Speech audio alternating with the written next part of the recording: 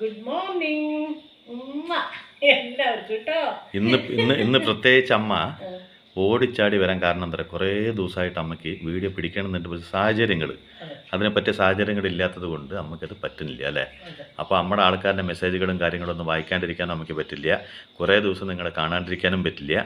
അപ്പോൾ എന്തായാലും ഒരു ചെറിയൊരു വീഡിയോ എങ്കിലും പിടിച്ചിട്ട് നാളെ മുതൽ അമ്മ അല്ലേ കറക്റ്റ് ടൈമിൽ എത്തിയിരിക്കുന്നു വിശ്വസിക്കുക. എന്താ അറിയോ, എനിക്ക് മെസ്സേജ് വായിക്കാണ്ടിരിക്കുമ്പോൾ ഭയങ്കര വിഷമം. അയ്യോ, എന്തോ ഒരു നഷ്ടബോധമൊക്കെ തോന്നാൻ തുടങ്ങി. അപ്പോൾ പഴയതൊക്കെ എടുത്ത് നോക്കൂ, അതിൽ ആരെങ്കിലും മെസ്സേജ് ഇട്ടിട്ടുണ്ടോ എന്ന്.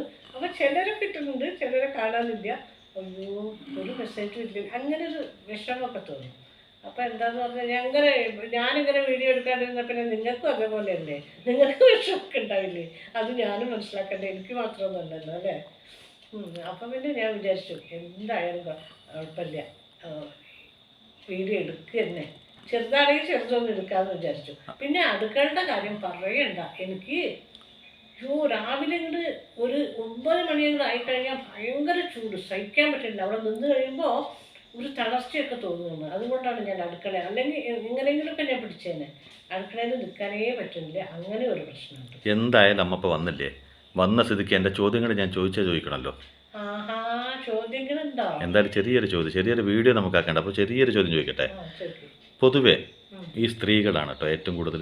പുരുഷന്മാർ പറഞ്ഞ ഒരു സ്ഥലത്ത് പോകുമ്പോൾ അവർക്ക് റെസ്പെക്റ്റ്, അതിനെ പറ്റിയാണ് പറയുന്നത്. ഒരു റെസ്പെക്റ്റ് കിട്ടിയില്ലെങ്കിൽ അവർ ആ സ്ഥലത്ത് നിന്ന് അടുത്ത സ്ഥലത്തേക്ക് പോകും. പക്ഷേ വീട്ടമ്മമാർ എന്ന് വെച്ചാൽ ജോലിക്കൊന്നും പോണ സ്ത്രീകളല്ല, വീട്ടമ്മയായിട്ടിരിക്കുന്ന സ്ത്രീകൾക്ക് ചില ഇടങ്ങളിൽ ഏറ്റവും കൂടുതൽ ഞാൻ പറയാം, ഈ ബന്ധുക്കളുടെ ഇടയ്ക്കൊക്കെ ഒരു റെസ്പെക്റ്റ് കുറവ് സംഭവിക്കാറുണ്ട് എന്ന് പറയുന്നത് കേട്ടിട്ടുണ്ട് കേട്ടോ പല ആൾക്കാരും. എന്തുകൊണ്ടാണ് അങ്ങനെ സംഭവിക്കുന്നത്? അത് എന്താണ്, അതിനെന്താണ് മാറ്റം വരുത്തേണ്ടത്? എന്തിനാ ചോദിക്കണറിയോ? ഈ എക്സ്പീരിയൻസിനെക്കാളിലും വലുതൊന്നുമില്ല പറയില്ല. കുറേ ആൾക്കാരെ കണ്ടിട്ടുണ്ടാവുമല്ലോ. കുറേ നമ്മുടെ അമ്മേനെ കണ്ടിട്ടുണ്ടാവും, നമ്മുടെ സഹോദരിമാരെ കണ്ടിട്ടുണ്ടാവും, അമ്മയുടെ ഉള്ളിൽ നിന്ന് തന്നെ പഠിച്ചിട്ടുണ്ടാവും അല്ലേ. നിങ്ങളെ തന്നെ മനസ്സിലാക്കിയിട്ടുണ്ടാവും. അതിനെക്കാട്ടിലും വലിയൊരു മനസ്സിലാക്കലില്ല. എത്ര ജനറേഷൻ നിങ്ങൾ കണ്ടിട്ടുണ്ടാവും അല്ലേ. ആ തലമുറകൾ കണ്ട് അതിന്ന് പഠിച്ച് എന്തെങ്കിലും ഒന്ന് പറയാൻ നമുക്കുണ്ടോ? ഇഷ്ടം പോലെ.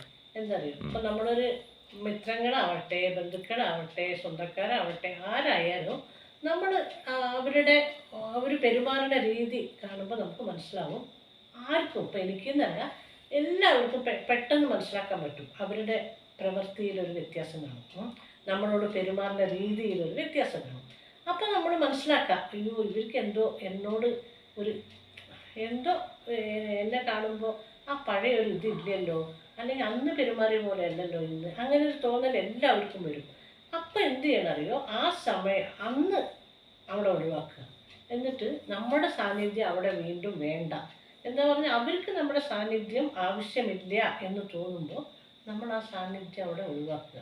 അത് ആദ്യം. അപ്പം എന്താ അറിയോ, ഒരു കുറച്ച് ചെറിയതിലെന്നെ തുടങ്ങുമ്പോൾ നമുക്ക് ആ ഉള്ള റെസ്പെക്റ്റ് വീണ്ടും നമുക്ക് ചിലപ്പോൾ നേടിയെടുക്കാൻ പറ്റും. മനസ്സിലായി? കുറച്ച് കഴിയുമ്പോൾ അവർക്ക് തന്നെ തോന്നും ആ കുറവായിരുന്നു. അവരെന്താ ഇപ്പോൾ നമ്മളോട് ഇങ്ങനെ പെരുമാറുന്നത്, നമ്മുടെ അടുത്തൊന്നും കൂടുതൽ വരുന്നില്ലല്ലോ എന്നൊക്കെ തോന്നുമ്പോൾ അവർക്ക് മനസ്സിലാവും, നമ്മളിൽ നിന്ന് എന്തെങ്കിലും ഒരു തെറ്റ് സംഭവിച്ചിട്ടുണ്ടോ. സത്യമായിട്ടും പറയുകയാണെങ്കിൽ ആവശ്യമില്ലാതെ അധികമായിട്ടുള്ള ഇടപെടലുകൾ അല്ലേ. അതുപോലെ നമ്മളിങ്ങനെ കുത്തിക്കയറി പോകാന്ന് പറയില്ലേ ഒരു സ്ഥലത്തേക്ക്. ഒരാൾക്ക് നമ്മൾ ആവശ്യമില്ല എന്ന് പറഞ്ഞാൽ വീണ്ടും അവരുടെ അടുത്തേക്ക് നമ്മൾ ചെല്ലുമ്പോഴാണ് ഈ റെസ്പെക്റ്റ് കുറവുണ്ടാവുക.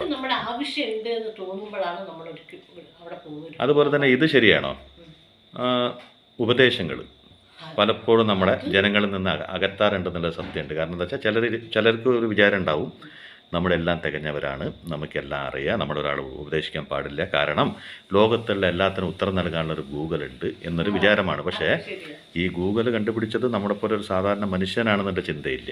കാരണം ഇതൊന്നും ഇപ്പോൾ നമ്മളൊരു കാര്യം ചോദിക്കുകയാണ് ഗൂഗിൾ ശരിക്കും യഥാർത്ഥത്തിൽ പോയിട്ട് ഇപ്പോൾ നമ്മൾ ഫോർ എക്സാമ്പിൾ ചോദിക്കുകയാണ് സുഭാഷ് ചന്ദ്രബോസും ചോദിക്കുകയാണ്, നേരെ സുഭാഷ് ചന്ദ്രബോസിൻ്റെ ആത്മാവിൻ്റെ അടുത്ത് പോയിട്ട് വന്ന് മറുപടി പറയല്ല. ഇത് മനുഷ്യൻ ക്രിയേറ്റ് ചെയ്തതാണ്. ഇപ്പോൾ ഞാൻ അമ്മേനോട് ചോദിച്ചത് അമ്മയുടെ എക്സ്പീരിയൻസ് കൊണ്ട് അമ്മ എങ്ങനെ പറയുന്നോ അതുപോലെ എളുപ്പത്തിലൊരു മാർഗം മാത്രമാണ് ഗൂഗിൾ എന്നുള്ളതൊക്കെ അല്ലേ. അല്ലാണ്ട് ഇത് എന്തോ ഒരു സർവ്വജ്ഞാനമാണെന്നുള്ള ചിന്തയാണ്. ഇപ്പോൾ ചിലരൊക്കെ ഉപദേശിക്കുമ്പോൾ കാരണന്മാർ പണ്ടിരുന്ന് കേൾക്കും, ഇപ്പം അവരൊരു ആക്കിയൊരു ചിരിച്ചിരിക്കും അല്ലേ.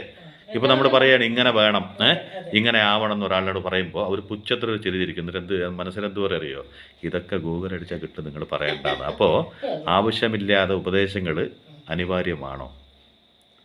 അല്ല, ഒരിക്കലും നമ്മൾ ഇപ്പോൾ ഈ തലമുറയുടെ അടുത്ത് ഒരിക്കലും നമ്മൾ ഉപദേശിക്കാൻ പോകരുത്. കാരണം നമ്മളെക്കാളും കൂടുതൽ അവരുടെ കയ്യിലൊരു മൊബൈൽ ഉണ്ടെങ്കിൽ അവർക്കറിയാമെന്നുള്ളതാണ്. കാരണം ആ അറിവുകൾ പണ്ടുള്ളവർ പറഞ്ഞതും പകർന്നതും ഒക്കെയാണ്. പക്ഷെ എന്നാലും അവർക്ക് കൈ എത്ര ദൂരത്ത് ഇതൊക്കെ കിട്ടുകയല്ലേ. അപ്പം നമ്മളത് പറയുമ്പോൾ ആ വാക്കിനൊരു വില ഉണ്ടാവില്ല. അപ്പം നമ്മളെന്ത് ചെയ്യണം? ഉപദേശിക്കാതിരിക്കുക. അപ്പം നമുക്ക് കിട്ടേണ്ട റെസ്പെക്റ്റ് നമുക്ക്. പിന്നെ നമ്മളോട് ഒരാൾ ചോദിക്കുകയാണെങ്കിൽ തീർച്ചയായിട്ടും അതിനുള്ള മറുപടി പറയണം. അല്ലാതെ വെറുതെ പോയിട്ട് എനിക്കൊരു ജ്ഞാനമുണ്ട് അത് നിനക്ക് പകർന്നു തരാമെന്ന് പറഞ്ഞ് ഇന്നത്തെ കാലത്ത് ആരോടും പോകരുത്. പിന്നെ എസ്പെഷ്യലി വീട്ടമ്മമാരെന്ന് പറഞ്ഞാൽ നമ്മുടെ ചുറ്റുള്ള ആൾക്കാരെ, അത് മക്കളെ ആവട്ടെ, ബന്ധുക്കളെ ആവട്ടെ, സുഹൃത്തുക്കളെ ആവട്ടെ, ഒരുപാട് സ്നേഹിക്കാനുള്ളൊരു മനസ്സാണ് കേട്ടോ. അത് പറയുമ്പോൾ എനിക്ക് അസൂയ ഉണ്ടെങ്കിൽ എനിക്ക് പറഞ്ഞ അല്ല എനിക്ക് അല്ല എനിക്കൊരു അസൂയ ഉണ്ടെങ്കിലും അല്ല, സ്ത്രീകൾക്കാണ് ഒരുപാട് സ്നേഹിക്കാനുള്ള മനസ്സുണ്ടാവുന്നത്. നീ സമ്മതിച്ചല്ലോ. ഓക്കെ, അതിന് ഒരുപാട് എനിക്ക് സന്തോഷം. അതിന് ഞാൻ എൻ്റെ എല്ലാ കുടുംബാംഗങ്ങളുടെ പരമായിട്ട് നിനക്ക് ഞാൻ താങ്ക്സ് പറയും. അതൊരു പ്രപഞ്ച സത്യമാണ്. ആ സത്യത്തെ നമ്മൾ ഒരിക്കലും മറക്കാൻ പറ്റില്ല. സ്ത്രീകൾ സഹിക്കാൻ പഠിച്ചവരാണ്, മനസ്സിലായില്ലേ? പുരുഷന്മാരെ പോലെ. അതുകൊണ്ടാണല്ലോ ഭൂമിദേവിയെ ഉപമിക്കുന്നത് സ്ത്രീകൾ. അപ്പോൾ ആ ഒരു സ്നേഹമാണ് പലരിലേക്കും ഈ ഉപദേശമായിട്ട് പോണത്. അപ്പോൾ ഒരു കാലത്തത് ഒരു അനുഗ്രഹമായിരുന്നു. ഇന്ന് അവർക്കത് വല്ലാത്തൊരു മെനക്കേടാണ്. അത് കാരണം ആവശ്യത്തിന് മാത്രം ഉപദേശം, ആവശ്യമില്ലടത്ത് മാത്രം സാന്നിധ്യം നിങ്ങളുടെ ഉണ്ടെങ്കിൽ നിങ്ങളുടെ റെസ്പെക്റ്റ് എവിടെയും പോവില്ല.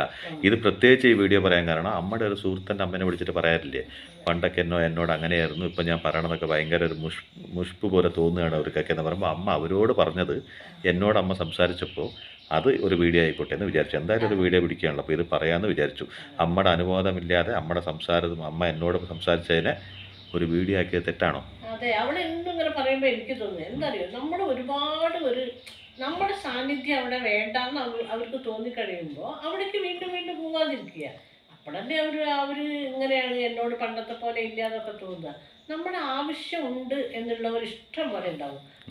നിങ്ങളൊന്ന് വരുമോ, നിങ്ങളൊന്ന് കാണാൻ കൊതിയാവണോ എന്നൊക്കെ പറയുന്നവരുണ്ടാവും. നിങ്ങൾ വരൂ, നിങ്ങൾ കുറച്ച് ദിവസം ഇവിടെ നിൽക്കൂ, ഇങ്ങനെയൊക്കെ പറയുന്ന ആൾക്കാർ ഇഷ്ടം പോലെ ഉള്ളപ്പോൾ അവിടേക്ക് പോവുക.